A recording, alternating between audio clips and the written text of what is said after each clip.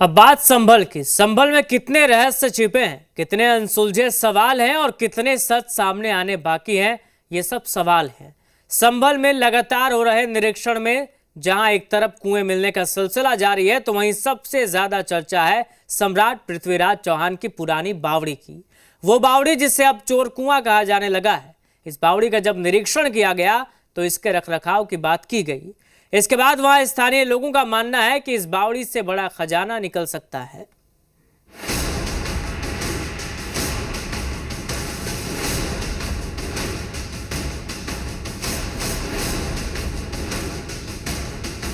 एक हिंदू सम्राट, एक बावड़ी और कई अनसुलझे रहस्य।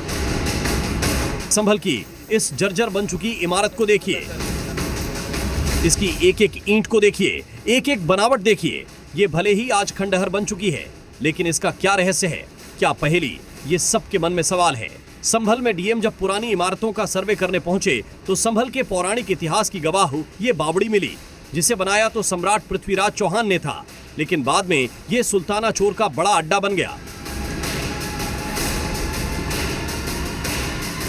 संभल की शाही जामा मस्जिद से 2 किलोमीटर दूर बनी इस बावड़ी को लेकर कई अलग अलग मान्यताएं हैं। संभल में इस बावड़ी को सुल्ताना डाकू का चोर कुआं माना जाता है और मान्यता है कि ये बावड़ी पृथ्वीराज चौहान ने बनवाई थी। इसके बाद सुल्ताना डाकू यहां आकर रहा करता था।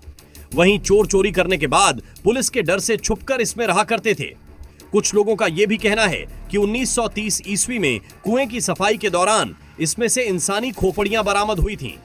वहीं ये भी कई लोग मानते हैं कि महल की सुरक्षा में लगी पृथ्वीराज चौहान की सेना यहां आराम करती थी। इस नगरी में इतिहास से लेकर वर्तमान तक अनेक अवशेष उपलब्ध भी हैं, दिखते भी हैं और उनको हम सुरक्षित करने का प्रयास कर रहे हैं और उसी के क्रम में एएसआई की टीम के साथ हम भ्रमण कर रहे हैं। राजपूत काल की बावड़ी है जो पृथ्वीराज चौहान के समय में बनी थी, तो वो भी बहुत सुंदर बावड़ी है, अंदर बहुत भव्य भी है। इसको भी सुरक्षित और संरक्षित करने की आवश्यकता। पृथ्वीराज चौहान की इस बावड़ी को देखने के लिए संभल शहर के ग्रामीण क्षेत्र के अलावा बाहर से भी लोग आते हैं। पृथ्वीराज चौहान की यह बावड़ी 7 मंजिल बनी हुई है। इसमें कुआं है और 14 कमरे भी हैं। वहां तक जाने के लिए सीढ़ियां भी हैं, जबकि मौजूदा परिवेश में 2 मंजिल ही नजर आती हैं। साल 1965 और 1966 तक इस बावड़ी कुएं में खूब पानी था, लेकिन देखरेख के अभाव के चलते यह कुआं अब कूड़ा करकट फेंके जाने की जगह में तब्दील हो चुका है।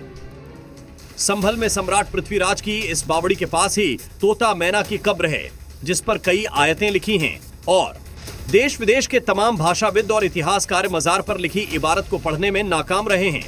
स्थानीय लोगों का मानना है कि तोता मैना की मजार पर लिखी इबारत में चोरों के कुएं में छिपे किसी अकूत खजाने का राज छिपा है।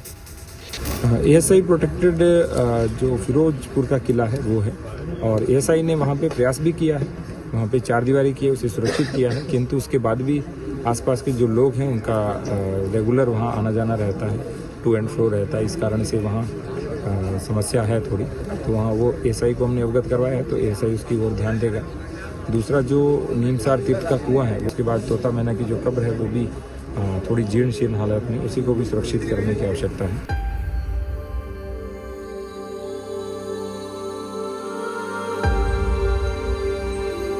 ऐतिहासिक स्मारकों से भरे पड़े संभल में एक किला भी है।